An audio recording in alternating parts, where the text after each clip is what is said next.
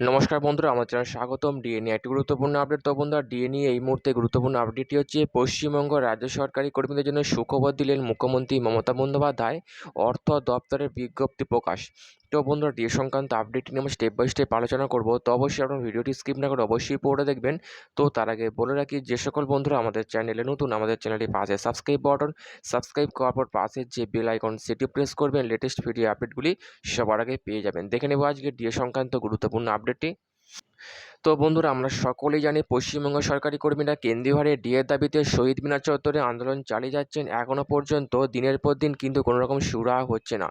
এবং পশ্চিমবঙ্গের সরকারি কর্মীরা 1 বছরের বেশি সময় ধরে আন্দোলন চালিয়ে যাচ্ছেন এবং তারা কেন্দ্রীয় হারে বকেয়া ডিএ নিয়ে মুখ্যমন্ত্রী, অর্থমন্ত্রী, রাজ্যপালকে বারংবার চিঠি দিয়েছেন, কিন্তু সেই চিঠির কোনো রকম সুরাহা হয়নি। এমনকি তারা দিল্লির যন্তর মন্তর আন্দোলন চালিয়ে এসেছেন, কিন্তু তার ফলেও কোনো রকম সুরাহা হয়নি।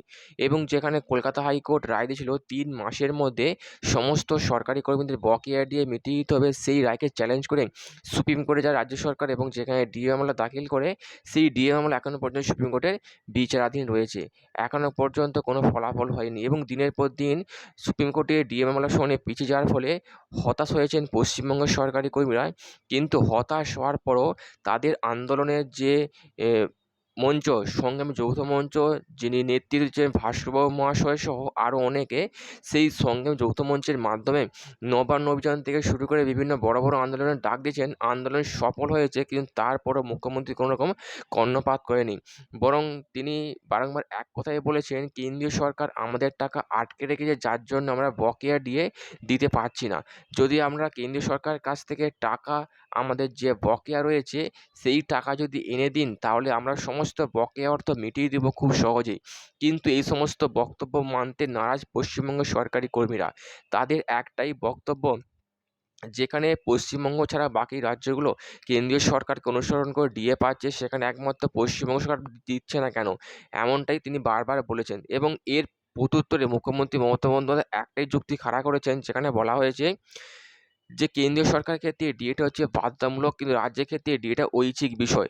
কিন্তু এই সমস্ত যুক্তি তর্ককে মানতে নারাজ পশ্চিমবঙ্গের সরকারি কর্মীরা। তাদের একটাই বক্তব্য, যেন তেন প্রকারে এই বকেয়া ডিএ তাদের পেতেই হবে।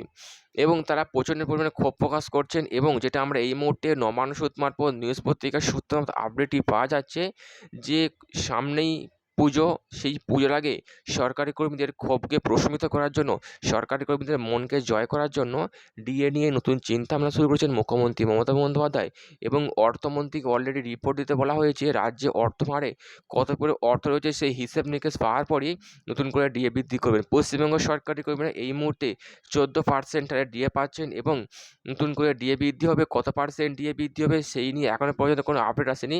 যেটা এই মুহূর্তে আপডেট পাওয়া যাচ্ছে, 5 থেকে 6% নতুন করে ডিএ বৃদ্ধি হবে। কিন্তু এই সমস্ত ডিএ বৃদ্ধিতে নারাজ পশ্চিমবঙ্গের সরকারি কর্মীরা। তাদের একটাই বক্তব্য, কেন্দ্রীয় হারে ডিএ, যতদিন না পর্যন্ত কেন্দ্রীয় হারে ডিএ পাওয়া যায় ততদিন পর্যন্ত এই আন্দোলন চলবে।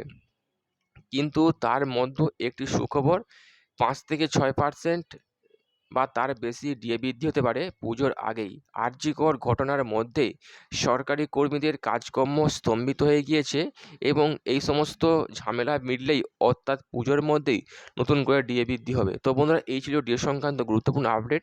কেমন লাগলো কমেন্ট করে লাইক করতে ভুলবেন না। ডিএ সংক্রান্ত পরবর্তী আপডেট পাওয়া যায় আমার চ্যানেল সাবস্ক্রাইব করে। থ্যাংক ইউ বন্ধুরা ভিডিওটি দেখার জন্য।